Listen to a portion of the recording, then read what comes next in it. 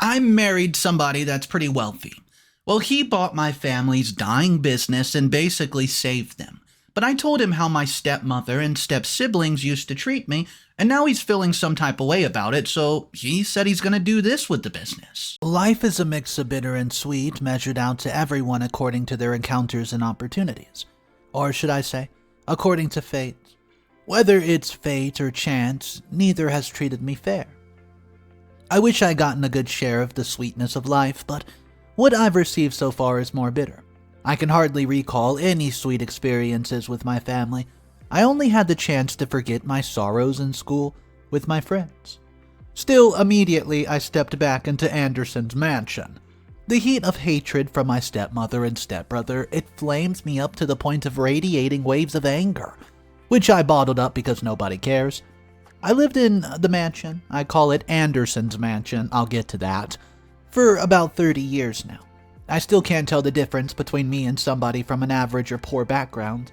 I almost became a maid if not for the intervention of my mom's relative, who came to visit just many years ago. I lost my mom to a ghastly car accident when I was 2. I probably had the best years of my life when she was still around, which I can faintly recall, and in no time my father brought in another woman, Natasha Gray, who used to be his secretary, and I was forced to embrace a strange, unfriendly woman as a stepmom when all I wanted was warmth and care. But I was lucky to have the maid my mom employed to look after me, and watched out for me for some years before my stepmom, she was sent her away. See, my dad was a bit kind to me when I was still a child, probably because he pitied me until he gradually transformed into a stranger who didn't care about how I coped. Even though I can't remember exactly how my family was before my mom passed, I sensed that we were close to perfect before the tragedy. Ever since then, my family house has been a battleground where I work tirelessly, not to get caught up in the snares of my stepmom and her sons, while my family members are the opposition party I have to combat constantly. I don't know if you can all relate to any of this, but I'll tell you. Fighting alone is frustrating and tiring, and I live with 9 people, aside from the maids who cannot relate closely because they only act on orders, and yet I feel all alone because there's no one to look to. You might be wondering who the other members of my family are. Well, let me introduce them. My grandma, who has been living with us since she lost her husband about 14 years ago. Uncle James, my dad's younger brother, who thinks our mansion is large enough to accommodate his family since he works with my dad. My uncle's wife, Aunt Sandra, and their 2 daughters who are presently studying abroad. Their absence makes me have 2 fewer nuisances to deal with, but as for the rest, you're familiar with them. I mean, my dad and his family, obviously, and my stepmom is practically in charge of the mansion. Like I said, she got married to my father soon after I lost my mom, and from my observation of things, she had Alex, her first son, a few months after she moved into the mansion. It simply means that she was already pregnant, probably before my mom passed, and I wouldn't know if my mom knew my dad's relationship was going on with his secretary. My stepmom had Terry, her second son, a few years later, and they got my father intoxicated. Well, he felt that he had gotten all he wanted from life, and he had Natasha Gray, his wife, his 2 sons, who would eventually take over his business, while I became invisible on the sideline. I became a stranger in a home, a very bitter pill to swallow. At some point, my stepmom almost convinced my father not to send me to the university. I knew that in her mind she did not want to give me the chance to compete with her sons. Luckily for me, my grandma intervened, making her realize that even though she is a woman, she is educated and helps my father at work, so it would not be wrong if I joined the company. She was cornered and had no choice but to give in, but she didn't give up on trying to frustrate me and turn others completely against me. After I graduated, she plotted some silly stunt just to ensure I did not last in my dad's company. She told me I had to close a deal with a new client to prove my capacity. But she set me up with a fake client and told my father I was going to rat him out to an opposing organization because he was involved in something shady, which I wasn't even aware of. You know, I knew my dad was dishonest, but I did not realize how bad it was, and how dishonesty was involved in his business. So my dad caught me talking to the supposed client and accused me of betraying him. The fake client was from an opposition, a different company, that competed with father on several projects. So she succeeded, and when I tried to explain that it was my stepmom who fixed me up with the client, my father was enraged and almost threw me out of the house, claiming I wrongly accused his wife because I never loved her like a mom. My entire family was disappointed except for my grandma, who seemed to give me a little benefit of the doubt, and that displeased my stepmom. As for my uncle and his wife, they are my stepmom's right-hand people. I learned that it was my uncle who convinced my father to marry Natasha, so that she would not give birth to their son out of wedlock. He's been her support, and his wife, Sandra, is, well, a nutcase who always runs after my stepmom to curry favor. I once heard my grandma say my stepmom persuaded my father and let my uncle and his family live with us. I often wondered how they got this close, and that he was always giving me a bad vibe. So in the end, Natasha kicks me out of my dad's company, and nobody could stop it. I managed to have a roof over my head in the mansion and tried getting a job somewhere else, but somehow, someway, the powerful ways double-crossed the weak. I have no idea how my stepmom spread that awful rumor that I tried to ruin my dad's business by conspiring with his adversary. The people I didn't know knew me before I went there for an interview, and obviously I was facing rejection. My stepmom has a lot of connections, but I'm sure that there's a place for me that she cannot reach. I'd felt like running away several times, but I could go nowhere. My late mom was an orphan, and the only relative I know who traveled abroad with her family. Though she keeps in touch occasionally, I would have loved to go there, but I'm discouraged. If my family, whom I've lived with for years, can treat me this way, I don't know what to expect from other distant relatives. I don't seem to get myself nowadays. See, going out to look for a job is now scary for me. Thinking about which company I could apply to without my stepmom being on my trail, it gives me goosebumps.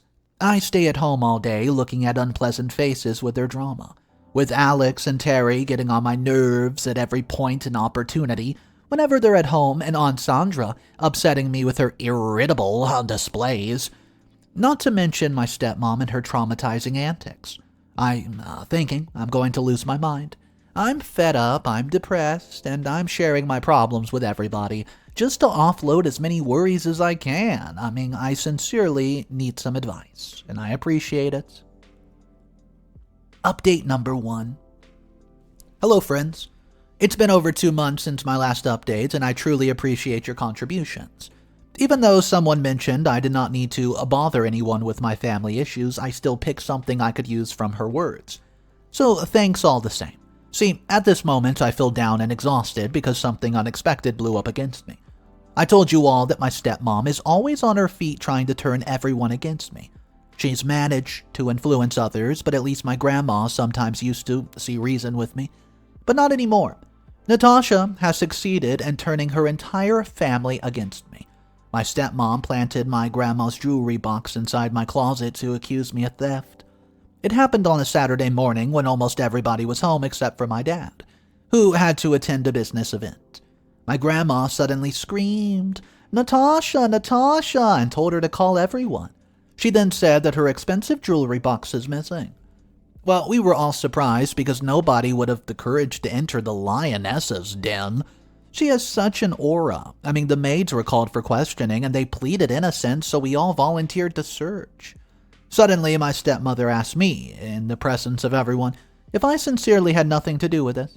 Well, I was speechless when I heard it. She told them to check everyone's room, including our closets, as they had to start from mine. After all, I was the youngest, obviously. The youngest woman in the house. And Aunt Sandra was already acting as irritating as usual. I didn't mind since I knew I did nothing wrong, but something kept telling me my stepmom was a step ahead in her naughty little act. I just had to give in to the speech. Well, they entered my room and my stepmom started from the drawers attached to my bed. She had to put on the pretense so my grandma would believe her. She told Aunt Sandra to search my closet, and she did. I was startled when I heard her shout that she found it. The jewelry box was hidden underneath my big box and supported by a plank, so I would not notice any disarray. I usually pick my clothes up from the hanger, so I only sometimes touch my big box. My stepmom knew this, and that was why she made the move. That's right. I almost fainted. I knew Natasha was up to no good, but thinking she would go to this length, That's pretty scary. It's disgusting. See, my grandma lashed out insults and curses at me, and she wasn't always kind to me. But at least she spoke up for me whenever she smelled any sort of snare or danger. I tried to tell her I did not do this. It's obvious, but I was speaking to nothing more than deaf ears. Alex and Terry took their share in all of the hurtful and humiliating show. Oh man, Uncle James expressed profound disappointment, and Aunt Sandra immediately calls my father. He came home and almost let all hell loose. His words were like arrows cutting deep into my heart. He even mentioned that he wasn't sure I was his daughter. He said maybe there was a mistake in the hospital where I was born, and he got someone else's child. He said I wasn't qualified to be an Anderson because he would never have a thief for a child. My tears and words did not move him, so they all hit me with their stones of condemnation and treated me like crap. Finally, Natasha fulfilled her goal by withdrawing my family's love and sympathy from me. They now treat me like a repulsive piece of crap, and I've been the trending topic at home for some weeks now. Everybody's harsh to me. I see hatred and can hardly move freely without arousing someone's temper. I'm the topic of gossip even for the maids. Growing wings and flying as far as my strength can take me. Seriously, what should I do? Update number 2. Hello, my friends. It's nice to be here again after 4 months of struggling and searching for an escape. I sincerely do appreciate everyone's care and concern for me. Thank you so much. Talking about struggling and searching for an escape route, my search has finally ended. But only time will tell if the struggle continues. Whether it stops or continues in a new dimension, I cannot know because I'm about to take a risky step after so much consideration. I'm getting married. Yeah, I know it's pretty shocking, right? You might be wondering whether my family is planning to force me to marry some strange guy through an arranged marriage. Well, no, not so. I arranged this for myself, or so is it fate? Let me be on point while I let you in on the critical details because I'm still preparing for my wedding. But I don't want you to be all left in the dark. After all, you have all been there to share my burden. It happened that shortly after I was wrongly accused of theft. I left home in search of some peace, and I didn't know where to go, so I dropped by a friend's place. We aren't that close, but we knew each other from school. I could not pour out my worries to her because she could flame me with her silly gesture, but I needed a place out of home. See, she lives with her aunt, so I could not spend the night there because I don't want to ask any questions, you know. I was on my way home, lost in thought, when somebody dragged me backward with force. I then realized he saved me from being ran over by a truck. As I wasn't conscious of the traffic light, I thanked him and he expressed his concern. He knew I was not okay from my expression and offered to walk me home. He then asked for my mobile number. How could I say no to somebody who just saved me? That was how Adriel and I became friends. He checked on me through calls because I had told him not to come to my house to ask for me. I didn't want any more trouble or crazy assumptions from Natasha, but I went out to meet up with him, sometimes without anybody's knowledge. It was easy because nobody seemed to heed whatever I did, as long as I did not cross their path except for my stepmom and her sons, who were always constantly on my nerves. However, since they went to work, I've had more time to interact with Adriel. He's kind and very empathetic, and that's all I can say.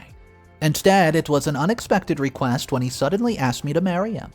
We met 2 months ago and weren't even dating, just casual friends, but he got down on a knee and proposed to me. Under normal circumstances, I would have rejected it, but my circumstances were not what they call normal. I needed to get out of this hellhole that's home. I told him I would think about it, and having considering it for some hours, I called him and said yes, yes, yes, that same night. It was risky, but I hoped it would not be deadly like Natasha's poison. I suddenly told my family that I found a man I'm gonna marry. They were shocked because it was pretty unexpected. They even accused me of being up to something because they didn't know I was in a relationship. I insisted and invited Adriel over. Well, surprisingly, they agreed after consulting with himself, and I knew it was to get rid of me. Natasha did not object because Adriel is not from a wealthy background. He stays with his uncle and is also unemployed like me. I would rather suffer with a stranger than continue with the terrible family I have. That's my resolution, and I want you all to wish me well. By the way, the wedding is in 2 days, and it's a simple ceremony because my family is still deciding whether to make it elaborate. It's like giving me away, but who cares? And yes, you're all invited. I can't promise you a great feast, but you sure will have a chilled drink. Anyways, that's it for now. Bye. Update number 3. Hey guys, I missed you all. It's been 6 long months since my marriage and my last updates. Thank you for the well wishes. I wanted to update you before now, but schedules have been adjusted for the newlywed bride. That's me. I'm so excited to tell you that I hit the jackpot. Where do I start? Well, let's start from the beginning. After my marriage, no one in my family cared about accompanying me. Adriel and me. And as you all know, the circumstances surrounding our marriage meant I did not also get to know where he lived. He just told me he lived with his uncle, who was also present at our wedding. So after the simple occasion, we stayed in a hotel for a few days. I was surprised he could afford the fee. Later, he takes me to a mansion, more significant than my father could ever have. I thought we went there to visit somebody, maybe, I don't know, someone he worked for. But to my surprise, it was a wedding gift. A new home. I couldn't believe my eyes. I thought he was pulling a stunt. There I saw about 6 house helpers, 4 women and 2 men in uniform, who saluted me with a bowed head. I asked Adriel, "What's going on, buddy?" And that's when he tells me about his real identity. His name, Adriel McDonald, and he's a notable, affluent businessman. He inherited a large business empire from his late father, and the name rang a bell, but who would have thought? He apologized for hiding his identity, and he wanted somebody who would marry him for who he is. He found me attractive and sad. He likes sad girls. So he proposed to me on the note that I thought he was jobless, but was still willing to marry me, even if it was to run away from my abusive family. His so-called uncle is one of his trusted employees whom he sees as family. I just wanted a quiet, peaceful life, and even in a hut, but I found something big and better than I could have ever dreamt of. Adriel just isn't prosperous. He's kind. Much kinder than I thought. I could not have asked for more. I'm so grateful to the Lord above for this overwhelming joy after such a prolonged sadness. After some months, Adriel and I accidentally ran into Terry, my stepbro. When we were coming from an outing at night, I said, "What are you doing, stepbro?" We saw people gather and decided to see what was going on. It was drunk Terry, knocked down by a motorcycle, and although the passerby called an ambulance, we took him to the hospital and paid his bills. I didn't have the heart to abandon him, despite all that he had done against me. He came around and realized that my husband and I had helped him. He apologized for his error for the first time and thanked me for helping him. It was a sincere apology, so I could not ignore it. He then told me about what the family was going through. Alex mishandled the company's finances and also got duped. His actions put the business at a significant risk, and Terry knew about it but did not tell my father on time, so he was blamed for being an accomplice. That led him into that drunken state, and I didn't let him know my husband's status, but he could tell from my appearance that I was not suffering. I left him, promising to check on him on a phone call because I didn't want to run into any of my family. They had never asked after I married how I was doing, so. To my surprise, Adriel came home the next day with news that he would buy my dad's company because he was in a severe financial crisis. Well, my dad, he doesn't know who the buyer is, so I didn't feel bad for him. For a moment, I thought my heart was made of stone, but it's natural to have such feelings towards those who have wronged you. What do you think? Am I too cold to buy up my family's business? Final update. Update number 4. Hey, everybody. Well, I'm back, and oh boy, are you ready for this? It's been over 9 months since my last update, and a lot has gone down. Adriel eventually bought and rebranded my father's business in my name. I didn't know things were even worse for my family until I saw that they were about to auction the house, since they could not pay up the massive sum of loans my father had gotten for his business, which Alex ruined. I then anonymously bought it through one of my husband's contacts. They moved to a smaller apartment, frustrated and embittered against my stepmom and her son.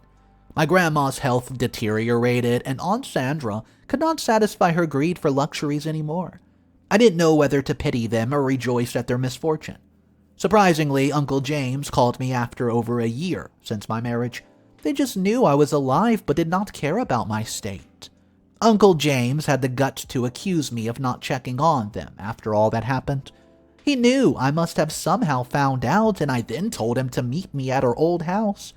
He objected because it belonged to a new person and he did not want to reopen old wounds. He was surprised to hear me say I knew the owner. So he came and met me inside the mansion with the help that I employed to take care of it. He was awfully surprised to hear them call me Madam.